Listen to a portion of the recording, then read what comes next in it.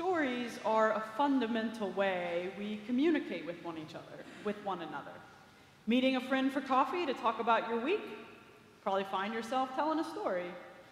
Want to talk about kind of how you are, what your childhood was like, or some pivotal experience? You tell a story. It's been true for like centuries. Think about Beowulf or the Epic of Gilgamesh or the Ramayana. They're stories that help people root themselves in more than who they are, in a kind of collective. And this is true for Scripture as well. This is certainly true for our passage from Deuteronomy today. It's a story that helps construct a group identity. It goes like this. Once you've been living in the land for a while, and you have a great harvest, and it's time to present your first fruits at the place of God, say to the priest and before God the following.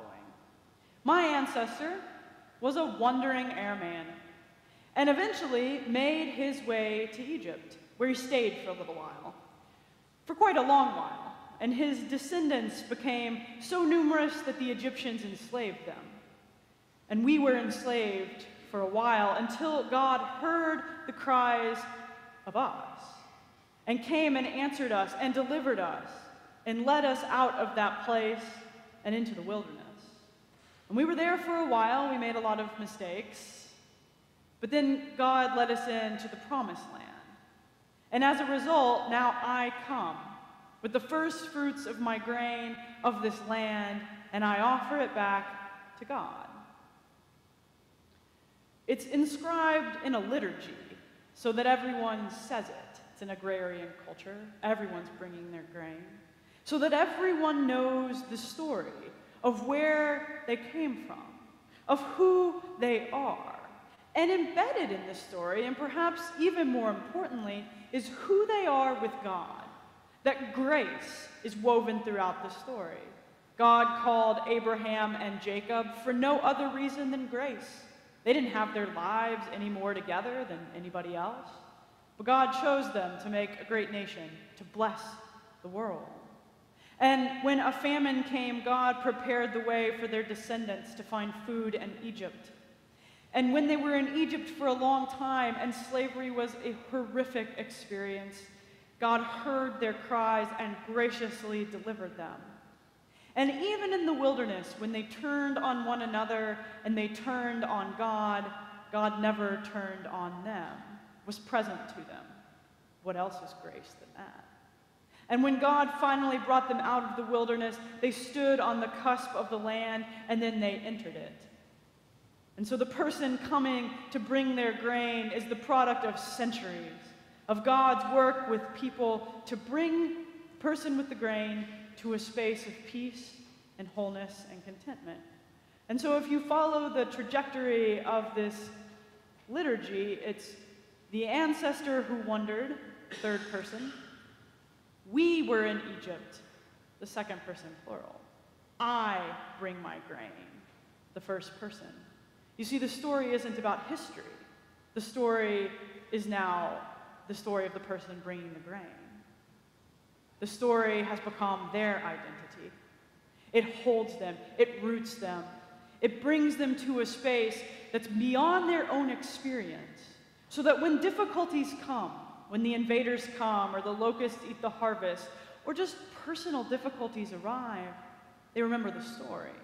God was present in the desert spaces. God was present in the enslavement in Egypt. God is present now with me. And God is always leading my people and me to a new kind of place. And really, the invitation of these stories of Scripture is to make them our stories as well. It's not just about ancient people constructing an identity. The invitation is for us to see ourselves in these narratives. Our Scripture's narrative for a reason.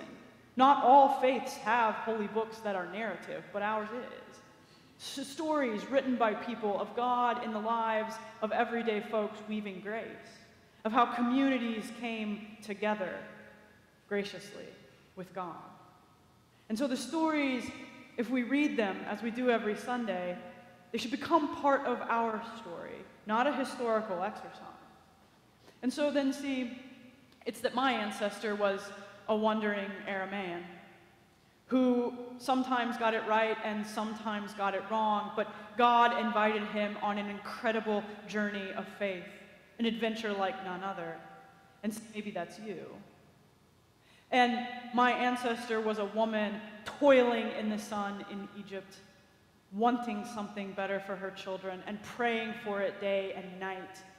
And maybe that's you. And my ancestor was a family that worked under the sun, laying bricks for the Egyptians, working for the man and bringing home pennies, and watching the grocery store bill go up and the gas price go up and praying to survive it. And see, maybe that's you. And then God heard their cries and delivered them out of the oppression, out of the addiction, out of the patterns and the enslavement. And they didn't know where they were headed, but they knew God was leading them. And see, maybe that's you. And they entered a wilderness, and they thought it would be easy, but it was hard.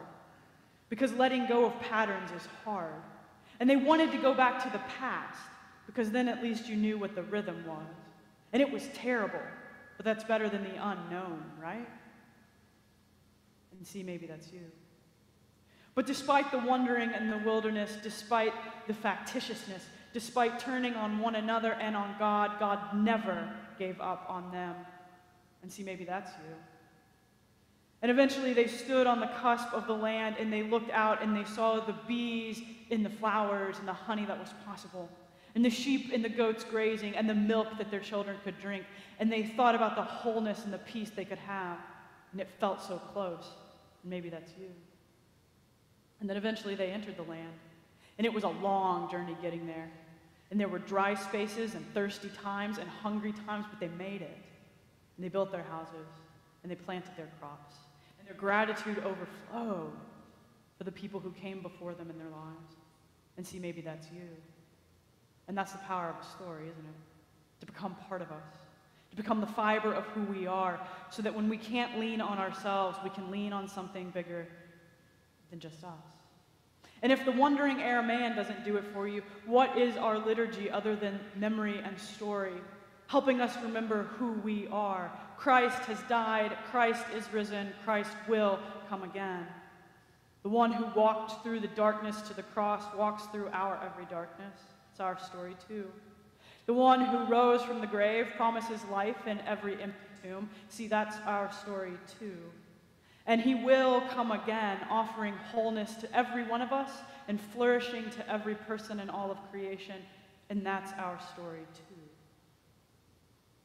See, when the going gets tough, when the pandemics and the depression and the poverty and the failing school systems, when MS and ALS and cancer and domestic violence, when all of that seems to overtake us, when people are dying in another country innocently, remember the story. Remember your identity. Does it make every hardship go away? No. Is it a panacea? Of course not. But does it shape our identity?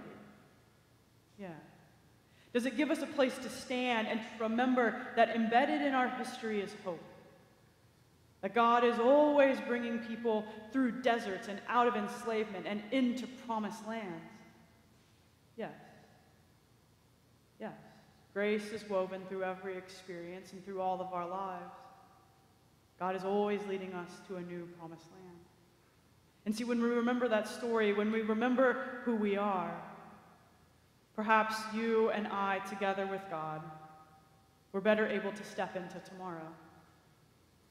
May it be so.